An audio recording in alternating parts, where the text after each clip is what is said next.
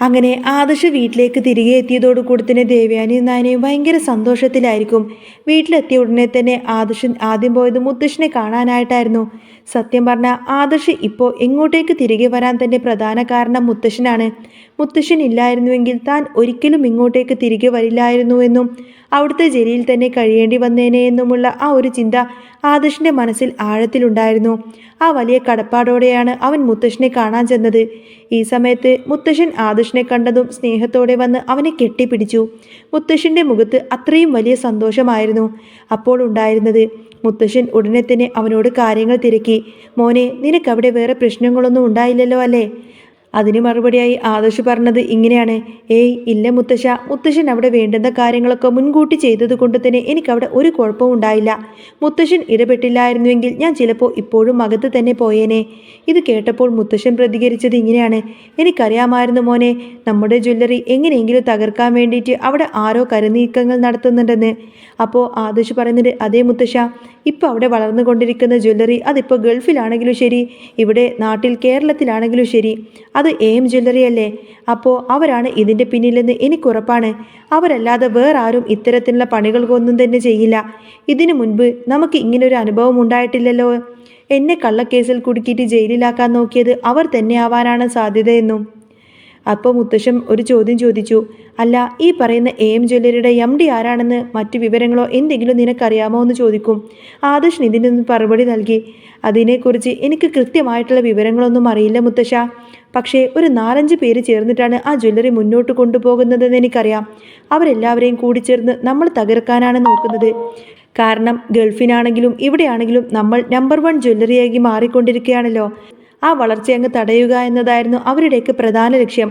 അവിടെ എന്നെ അങ്ങ് ജയിലിലിട്ട് കഴിഞ്ഞാൽ പിന്നെ ഇവിടുത്തെ ജ്വല്ലറി കാര്യങ്ങളൊക്കെ അവതാളത്തിലാകുമെന്ന് അവർക്ക് മുൻകൂട്ടി തന്നെ കണക്ക് കൂട്ടിയിട്ടുണ്ടാവും. അതുമാത്രം ലക്ഷ്യം വെച്ചാണ് അവർ എന്നെ കൊടുക്കാൻ നോക്കിയത്. എന്നാൽ കൃത്യസമയത്ത് തന്നെ മുത്തശ്ശൻ കാര്യങ്ങളൊക്കെ ചെയ്തതുകൊണ്ട് അവരുടെ ആഗ്രഹം അങ്ങ് നടന്നില്ല. മുത്തശ്ശൻ തുടർന്നു: നീ ഇവിടെ നിന്നും പോയാലും അവിടെ ചെന്നാലും ഇവിടുത്തെ കാര്യങ്ങളൊക്കെ ഞാൻ ഇടയ്ക്കിടയ്ക്ക് തന്നെ ചോദിച്ചു കൊണ്ടിരിക്കുന്നുണ്ടായിരുന്നു മോനെ. കാരണം ഒരു സ്ഥലത്തും പാളിച്ചകൾ സംഭവിക്കാൻ പാടില്ലല്ലോ. നിനക്ക് അത്ര പരിചയമില്ലാത്ത സ്ഥലമാണിതെന്ന് എനിക്കറിയാം. അവിടെ നിനക്ക് കാര്യമായ പിടിപാടുകളൊന്നുമില്ല. മുൻപ് ഞാനാണല്ലോ അവിടുത്തെ കാര്യങ്ങളൊക്കെ നേരിട്ട് നോക്കിക്കൊണ്ടിരുന്നത്. അതുകൊണ്ട് തന്നെ അവിടെ എന്താണ് സംഭവിക്കുന്നതെന്ന് എനിക്ക് നന്നായിട്ട് അറിയാമായിരുന്നു. ഇവരിങ്ങനെ സംസാരിച്ചുകൊണ്ട് നിൽക്കുന്ന സമയത്തായിരിക്കട്ടെ ഹാളിലേക്ക് എല്ലാവരും വരുന്നത്. ആ സമയത്ത് തന്നെ മുത്തശ്ശൻ ജലജയെ രൂക്ഷമായി നോക്കി. എന്നിട്ട് പറയുന്നുണ്ട്: എന്താ ജലജയെ നീ വിചാരിച്ചു വെച്ചിരിക്കുന്നത്? എൻ്റെ മോൻ ആദർശ് ജയിലിൽ തന്നെ അങ്ങ് കാലാകാലം കിടക്കുമെന്നോ?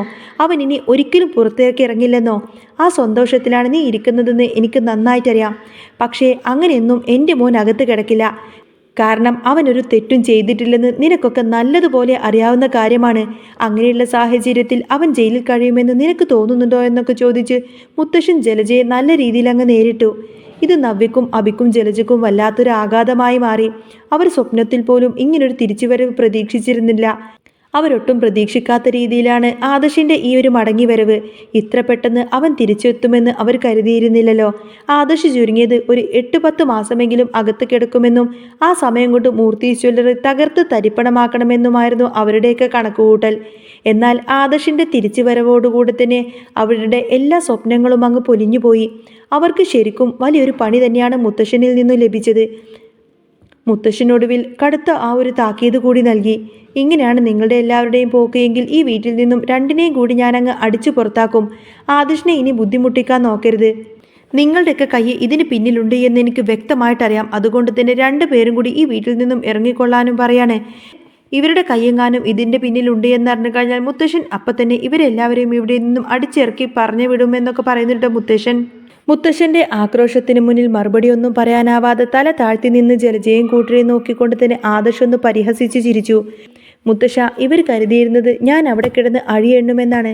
പക്ഷേ സത്യം ഒരിക്കലും മൂടി വെക്കാൻ പറ്റില്ലെന്ന് ഇവർക്കിപ്പോഴും മനസ്സിലായിട്ടില്ല എന്ന് ആദർശ് ഉറച്ച സ്വരത്തിൽ പറഞ്ഞു. ഇത് കേട്ട് ജലജ ഉള്ളിലെ ദേഷ്യം കടിച്ചു പിടിച്ച് നവ്യയും അഭിയേയും കൂട്ടി മുറിയിലേക്ക് വലിഞ്ഞു. മുറിക്കുള്ളിലെത്തിയ പാടെ ജലജ കയ്യിലിരുന്ന ആ ഒരു ഗ്ലാസ് നിലത്തേക്ക് എറിഞ്ഞങ്ങ് പൊട്ടിച്ചു. ഇത്രയും അധികം കാര്യങ്ങളൊക്കെ പ്ലാൻ ചെയ്തിട്ട് പോലും ആ കിളവൻ എല്ലാം നശിപ്പിച്ചല്ലോ. ഇനി ആദർശ് നമ്മളെ വെറുതെ വിടുമെന്ന് തോന്നുന്നില്ല എന്ന് ജലജ പല്ലിറിമ്മിക്കൊണ്ട് പറഞ്ഞു. നവ്യയും അഭിയും വല്ലാതെ പേടിച്ചിരിക്കുകയാണ്. മുത്തശ്ശൻ ശരിക്കും പുറത്താക്കുമെന്ന് അവർക്ക് ഉറപ്പായിരുന്നു. ഇതേ സമയം താഴെ ഹാളിൽ ആദർശും നയനയും മുത്തശ്ശനും കൂടി അടുത്ത നീക്കങ്ങളെക്കുറിച്ച് ചർച്ച ചെയ്യായിരുന്നു. നയന ആദർശിന്റെ അരികിൽ വന്നു നിന്ന് ചോദിച്ചു, ഇനി നമ്മൾ എന്താണ് ചെയ്യാൻ പോകുന്നത്? ആ AM ജ്വല്ലറിക്കാരുടെ മുഖം മൂടി നമുക്ക് അഴിച്ചു മാറ്റേണ്ട ആദർശേട്ടാ. ആദർശ് അവളുടെ കൈകളൊക്കെ ചേർത്ത് പിടിച്ചുകൊണ്ട് പറഞ്ഞു, തീർച്ചയായിട്ടും നയന, അവർ ആരാണെന്ന് എനിക്ക് ഏകദേശം ഒരു ധാരണ കിട്ടിയിട്ടുണ്ട്. ഗൾഫിലെ നമ്മുടെ ബിസിനസ് പാർട്ട്ണർമാരിൽ ആരോ ഒരാൾക്ക് അവരുമായിട്ട് നല്ല ബന്ധമുണ്ട്. അവരെ ഓരോരുത്തരെയായി പൂട്ടാനുള്ള തെളിവുകളെല്ലാം തന്നെ ഞാൻ ശേഖരിച്ചു കഴിഞ്ഞു. മുത്തശ്ശൻ ആദർശിനെ പ്രോത്സാഹിപ്പിച്ചു. മോനെ, നീ ഇനി ഒന്നുകൊണ്ട് പേടിക്കണ്ട. മൂർത്തി ജ്വല്ലറിയുടെ പാരമ്പര്യം തകർക്കാൻ വന്നാൽ ആരായാലും അവരെ നമ്മൾ നിയമത്തിന് മുന്നിൽ തന്നെ കൊണ്ടുവരും. അന്ന് ആ രാത്രി വീട്ടിൽ ആരും തന്നെ ശരിക്കൊന്നും ഉറങ്ങിയില്ല. ആദർശ് തൻ്റെ ലാപ്ടോപ്പിൽ എന്തൊക്കെയോ തിരയുന്നുണ്ടായിരുന്നു. പെട്ടെന്ന് അവൻ്റെ മുഖത്ത് ഒരു തെളിച്ചം വന്നു. AM ജ്വല്ലറിയുടെ ബിനാമി ഇടപാടുകളെക്കുറിച്ചുള്ള ചില രേഖകൾ അവന് ലഭിച്ചു. അതിൽ കണ്ട ഒരു പേര് കണ്ടുകൊണ്ട് തന്നെ ആദർശ് ആകെ ഞെട്ടിപ്പോയി. അത് മറ്റാരുമല്ല, ജലജയുമായി അടുത്ത് ബന്ധമുള്ള ഒരാൾ തന്നെയായിരുന്നു അത്. പിറ്റേന്ന് രാവിലെ തന്നെ ആദർശ് ആ തെളിവുമായി മുത്തശ്ശൻ്റെ അടുത്തേക്ക് ചെന്നു. ഈ സത്യം പുറത്തു വന്ന ജലജയ്ക്കും അബിക്കും ഈ വീട്ടിൽ പിന്നെ ഒരു നിമിഷം പോലും നിൽക്കാൻ കഴിയില്ല എന്ന് അവനറിയാമായിരുന്നു. സത്യം പുറത്തു കൊണ്ടുവരാനും ആദർശിനെ കുടുക്കിയവർക്ക് തക്ക ശിക്ഷ വാങ്ങിക്കൊടുക്കാനുമുള്ള ആ ഒരു പോരാട്ടത്തിന് നയനയും കൂടെ കൂടുന്നുണ്ട്. പിന്നീട് വരാനിരിക്കുന്ന ദിവസങ്ങളിൽ വലിയൊരു പൊട്ടിത്തെറിയായിരിക്കും ആ വീട്ടിൽ നടക്കാൻ പോകുന്നത്. മുത്തശ്ശനെടുത്ത തീരുമാനപ്രകാരം ജലജയും അബിയും വീട്ടിൽ നിന്നും പുറത്താക്കാനുള്ള നീക്കങ്ങൾ സജീവമായി കഴിഞ്ഞു. അന്ന് വൈകുന്നേരം തറവാട്ടിലെ ഹാളിലേക്ക് എല്ലാവരെയും ആദർശ് വിളിച്ചു ചേർത്തു. മുത്തശ്ശൻ സോഫയിൽ ഗൗരവത്തോടെ ഇരിക്കുന്നുണ്ട്. നയന ആദർശിന് ധൈര്യം പകർന്നു കൊടുത്തുകൊണ്ട് തന്നെ തൊട്ടടുത്ത് തന്നെ നിൽക്കുന്നുണ്ട്. ജലജയും അഭിയും നവ്യയും ഇനി എന്താണാവോ വരാൻ പോകുന്നത് എന്ന ഭയത്തോടെ ഒരു വശത്ത് മാറി നിന്നു. ആദർശ് തൻ്റെ കയ്യിലുണ്ടായിരുന്ന ആ ഒരു ടാബ് എടുത്ത് മേശപ്പുറത്തേക്ക് വെച്ചു. മുത്തശ്ശ, എന്നെ ഗൾഫിൽ നിന്നും വെച്ച് കള്ളക്കേസിൽ കുടുക്കിയത് AM ജ്വല്ലറിക്കാരാണെന്ന് നമുക്ക് അറിയാമായിരുന്നല്ലോ. പക്ഷേ അവർക്ക് നമ്മുടെ വീട്ടിൽ നിന്ന് തന്നെ സഹായം കിട്ടിയിട്ടുണ്ടെന്ന് പറഞ്ഞാൽ മുത്തശ്ശൻ വിശ്വസിക്കുമോ? ആദർശിൻ്റെ ആ ഒരു ചോദ്യം കേട്ടതോടുകൂടി തന്നെ ജലജയുടെയും അവയുടെയും മുഖം അങ്ങ് വിളറി വെളുത്തു. നീ എന്താ ഈ പറയുന്നത് ആദർശേ? ഈ വീട്ടിലുള്ളവർ നിന്നെ ചതിക്കുമെന്നോ? മുത്തശ്ശൻ അത്ഭുതത്തോട് ചോദിച്ചു. ആദർശ് തൻ്റെ ടാബിലുള്ള ചില വോയിസ് റെക്കോർഡിങ്സും ബാങ്ക് സ്റ്റേറ്റ്മെൻ്റ് എല്ലാം തന്നെ മുത്തശ്ശന് കാണിച്ചു കൊടുക്കൂ. എന്നിട്ട് പറയുന്നുണ്ട്, ഇതൊന്ന് കേൾക്ക് മുത്തശ്ശ, ഇത് ജലജാൻറ്റിയുടെ മോൻ അബി, അതായത് അബിയും പിന്നെ AM ജ്വല്ലറിക്കാരൻ്റെ ബിനാമിയായ പ്രകാശിനോട് സംസാരിക്കുന്ന വോയിസ് റെക്കോർഡിങ്സ് ആണ്. എന്നെ അവിടെ വെച്ച് കൊടുക്കണമെന്നായിരുന്നു അവരുടെ പ്ലാന്. ഏത് ഫയലിലാണ് അവനെ കൊണ്ട് കള്ള ഒപ്പ് ഇടിയിപ്പിക്കേണ്ടത് എന്നൊക്കെ ഇവർ ഫോണിലൂടെ പറഞ്ഞു കൊടുക്കുന്നുണ്ട്. അതിൻ്റെയൊക്കെ പ്രതിഫലമായിട്ട് ആദർശിനെ അവിടെ കൊടുക്കുന്നതിൻ്റെയൊക്കെ പ്രതിഫലമായിട്ട് അവരുടെ അക്കൗണ്ടിലേക്ക് ലക്ഷങ്ങൾ പോയിരിക്കുന്ന ആ ഒരു ബാങ്ക് സ്റ്റേറ്റ്മെൻ്റ് എല്ലാം തന്നെ മുത്തശ്ശിനെ കാണിച്ചു കൊടുക്കുന്നുണ്ട്. വോയിസ് റെക്കോർഡിങ്ങിൻ്റെ ഇടയിൽ അബി പ്രകാശനുമായിട്ട് സംസാരിക്കുന്ന ആ ഒരു വോയിസ് എല്ലാവരും കേട്ടതോടുകൂടെ തന്നെ എല്ലാവരും ആകെ ഞെട്ടിത്തെറിച്ചു പോയി. മുത്തശ്ശൻ പെട്ടെന്ന് തന്നെ ആ സോഫയിൽ നിന്നങ്ങ് എഴുന്നേറ്റു. അദ്ദേഹത്തിൻ്റെ കണ്ണുകൾ കോപം കൊണ്ട് ചുവന്നു. എന്നിട്ട് മുത്തശ്ശൻ ആദ്യം വിളിക്കുന്നത് ജലജയായിരിക്കും. മുത്തശ്ശൻ്റെ ആ ഒരു ഗർജനം കേട്ടുകൊണ്ട് തന്നെ ജലജ വിറച്ചുപോയി.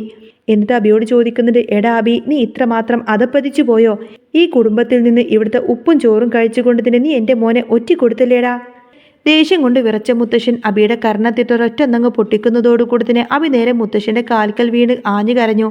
മുത്തശ്ശ, ഇത് ശരിക്കും ഞാനല്ല മുത്തശ്ശ, ഇപ്പോൾ യുഗമല്ലേ, അതുകൊണ്ട് എന്നെ കൊടുക്കാൻ വേണ്ടിയിട്ട് ആരോ മനഃപൂർവ്വം സൃഷ്ടിച്ചതാണ് എന്നൊക്കെ പറഞ്ഞുകൊണ്ട് തന്നെ അബി കള്ളക്കണ്ണീരൊഴുക്കും. പക്ഷേ ആദർശ് അത് വിട്ടുകൊടുത്തില്ല. ഇനി നീ നുണ പറയണ്ട. ഇനിയും പ്രകാശനും നീയും കൂടി ആ ഹോട്ടലിൽ വെച്ച് കൂടിക്കാഴ്ച നടത്തിയതിൻ്റെ CCTV ദൃശ്യങ്ങളെല്ലാം തന്നെ എൻ്റെ കയ്യിലുണ്ട് എന്ന് പറയണ ആദർശ്. അതോടുകൂടി തന്നെ അബി ആകങ്ങ് പെട്ടുപോവാണ്. നയന ആദർശിനെ നോക്കി അവളുടെ കണ്ണുകളിൽ അവനോടുള്ള ബഹുമാനം നിറഞ്ഞു നിന്നു. മുത്തശ്ശൻ കടുത്ത തീരുമാനമെടുത്തു. ഇനി ഈ വീട്ടിൽ ഒരു നിമിഷം പോലും നിങ്ങൾ രണ്ടുപേരെയും വാഴിക്കില്ല.